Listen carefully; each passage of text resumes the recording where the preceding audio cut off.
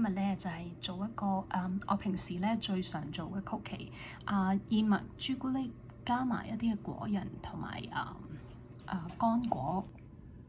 首先咧就將啲果仁焗咗先。其實咧果仁咧用邊一種都得嘅。我今日就用咗核桃啦，同埋一啲嘅生核桃但係你可以用果仁。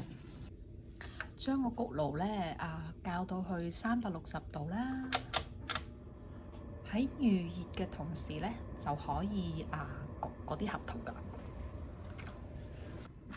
呢個咧我就用咗10分鐘就焗到佢脆。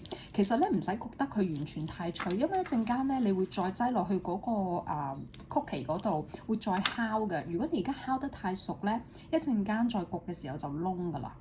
呢一個咧核桃同埋生核桃咧，其實揾手捏一捏佢都碎晒啦。一隻蛋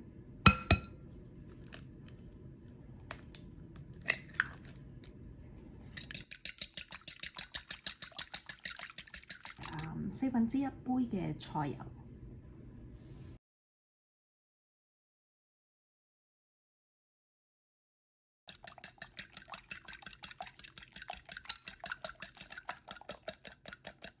見到咧嗰個狀態係好滑咁樣咧就可以㗎啦。然後我哋就加乾嘅材料，落半杯嘅中糖啦，就落1/8茶匙嘅鹽。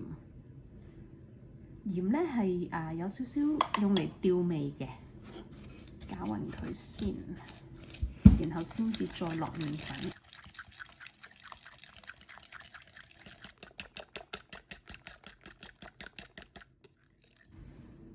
呢一個咧落1.5杯嘅分量。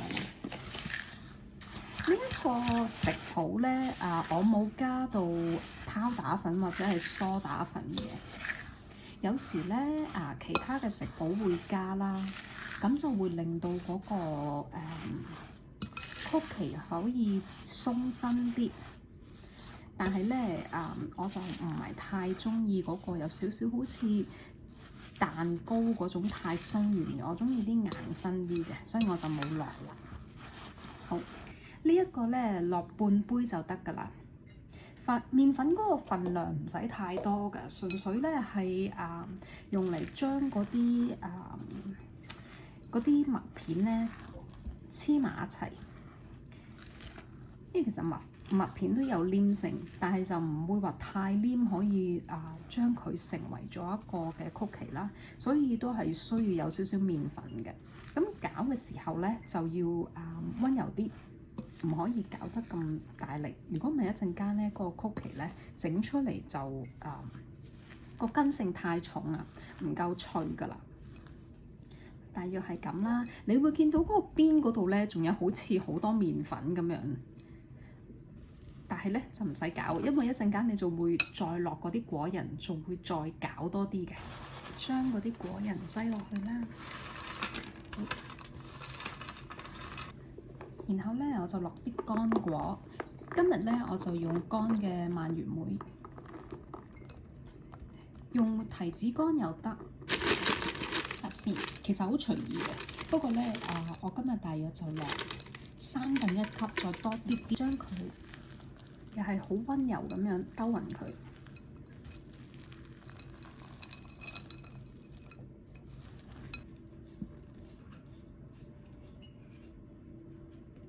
大約係咁啦。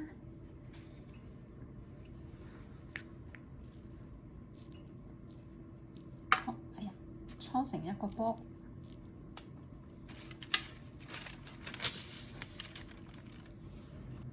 再將佢輕輕咁樣壓低佢。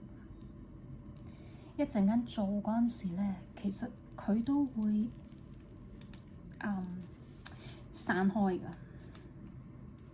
我呢一個咧做大約係半個厘米厚啦。焗完出嚟之後咧，中間就會係仲係有少少腍嘅。我會擠落去焗爐度焗15分鐘。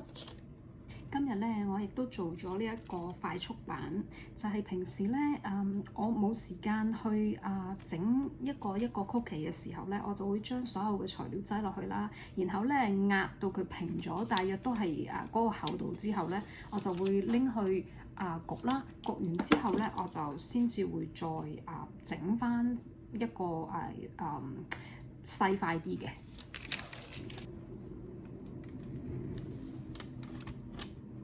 咁樣咧，呢個曲奇就做好㗎啦。